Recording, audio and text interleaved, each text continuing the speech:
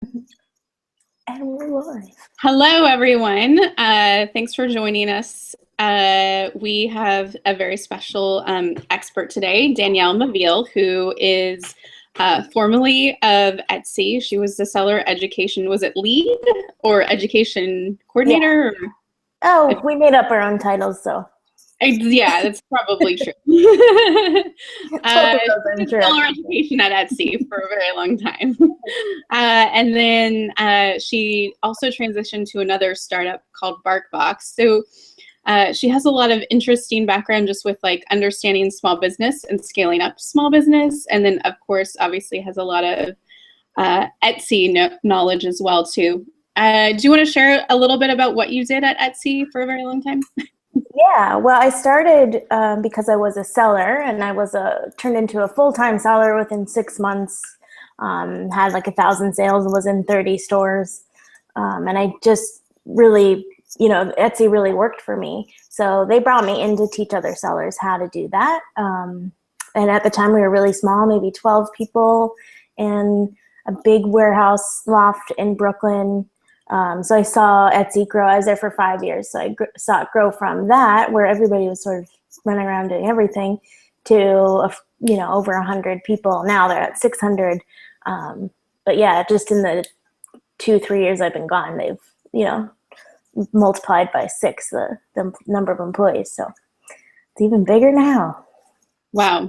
Okay, well, let's talk a little bit about the Etsy stuff before we get on to some other things. So then that's probably the stuff you get asked about a lot, I'm guessing, with this crowd.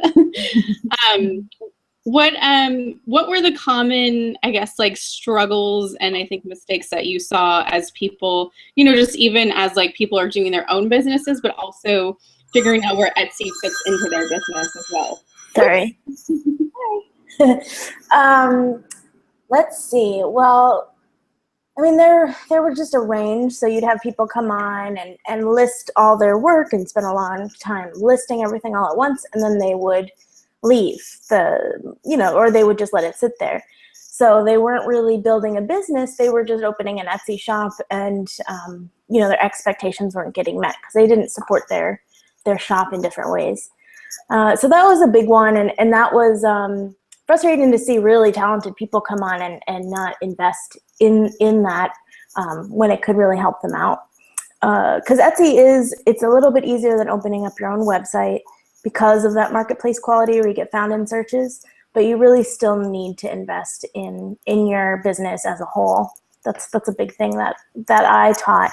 I really tried to get people thinking about everything from your pricing to wholesale, social media, the whole package. Yeah, I was going to say, right, that's true. Even if you're opening up your own shop, like you can't just throw up anything on the internet and expect to have, lots of sales immediately. And even though you would think on Etsy, it might be easier because it's this focused audience, it really, and you could get found in search, but theoretically you could get found on search in Google. It's just where you're getting found. So cultivating that audience is really a big deal.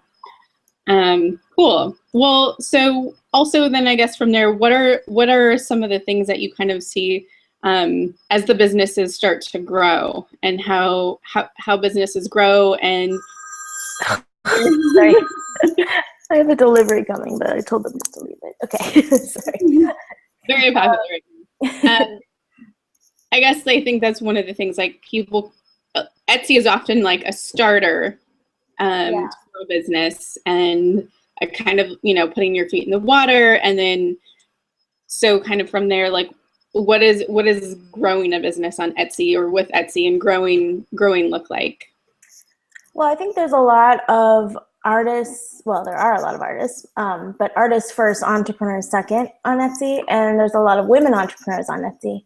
So I think both those things can make for the type of entrepreneur that wants to do everything themselves and wants to be super scrappy all the way through their business. And that is really great in the beginning, and that really gets you going and all that passion. And you'll be listing things in the middle of the night. You'll be making things, 365 days a year. But if you really want your company to grow, you've got to find out what your weaknesses are, get people to help you in those areas. You've got to think bigger picture. You know, you might need to take out a loan. I can tell you, I don't know a single person who has a handmade business and has an Etsy shop that ever took out a loan. And on one hand, that's amazing. They're all doing it on their own. But I just see so many people, if they just got some financial backing, you know, they could take it from Etsy shop to, you know, a global brand. Yeah.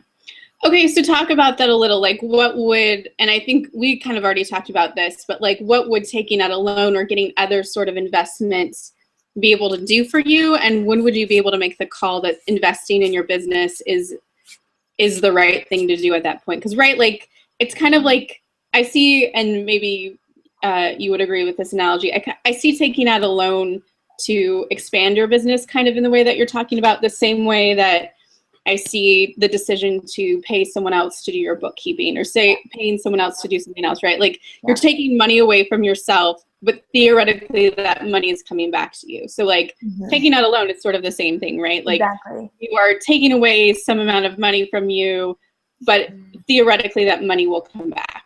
Yeah. I think you definitely need to have a plan on how that is going to fuel your growth, how you've reached a certain ceiling where you're making, and you know, you could actually be making more money if you had more hands, if you could fulfill more orders, if you're turning customers away, if you're raising your prices and people are still buying, then you really should start to think about, how can I grow? What do I need to grow? And if you love, so there's certain ways you can grow. You know, if you love the making part, then yeah, you could take out a loan to outsource everything else and help you make. My dog is going crazy behind me. Sorry, it's shaking. Yeah, there's different ways you can do it. And if you love making, maybe you want to start making more labor-intensive things, and you're going to become maybe more of a independent artist that has, you know, a PR rep and someone building a website for them and booking shows for them around the world. Like, it doesn't have to be a way where you're going to grow into like, now I sell in all Urban Outfitters. It could be still in a handmade way.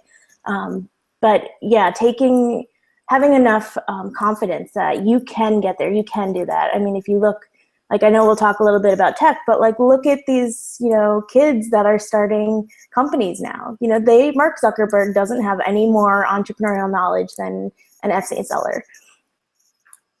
No, that's true. So I guess kind of then from those two startups that you kind of were at and have seen to grow, because even you kind of got in very early at BarkBox, the place you were at last, and even then they've seen a lot of growth since you were only there like 3 years, something like that. Yeah, two and a half years. Yeah, 2.5 years. And so what did you see as like the key drivers for growth at both of those places?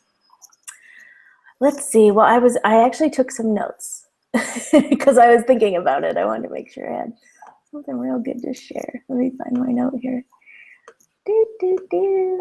Where is it? Sorry.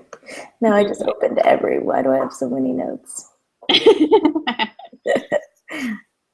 Okay. So yeah, so I started to think about that. So I wanted to have, you know, some points to share. So I talked about that you are an entrepreneur, and you know, a creative entrepreneur has just as much training as Mark Zuckerberg did. So what he did was get other people really excited and invested in what he was doing. So having a bigger vision, like a huge vision and a huge mission, is really important. I find a lot of the Etsy seller, creative entrepreneur, they go day to day, week to week, and they don't sit back a lot of the time and say, okay, what is my greater vision? How am I changing the world? How am I changing a landscape? How am I disrupting, you know, this specific, you know, thing?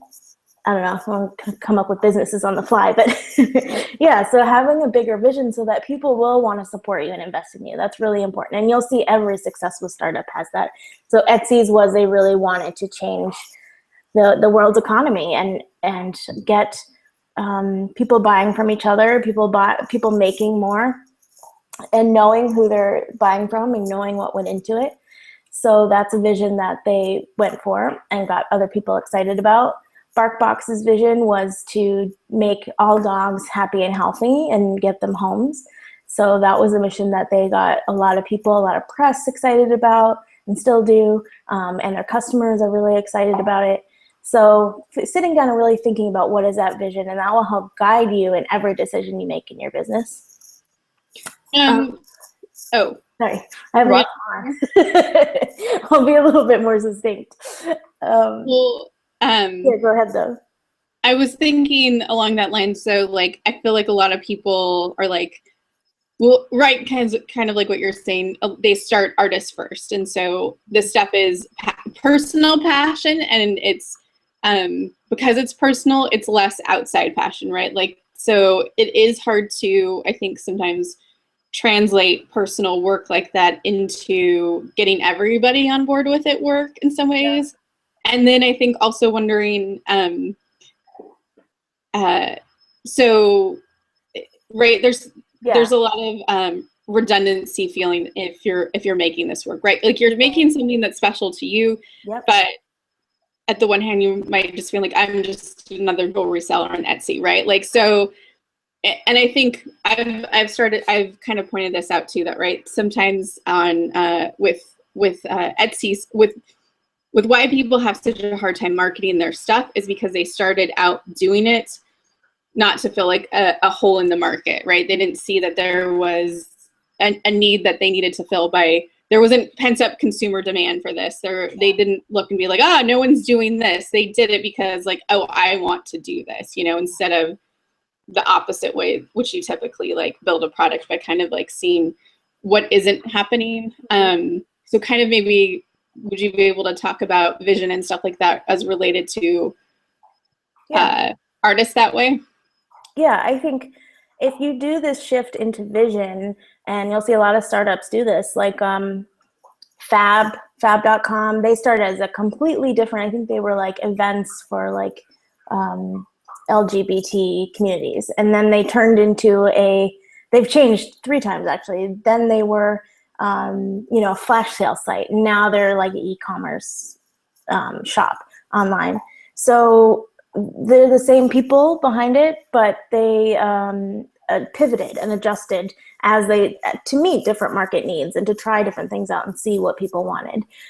So I think what's important, if you really want this to be a business, like you can always make and support yourself in a certain way, if you really just want it to be personal.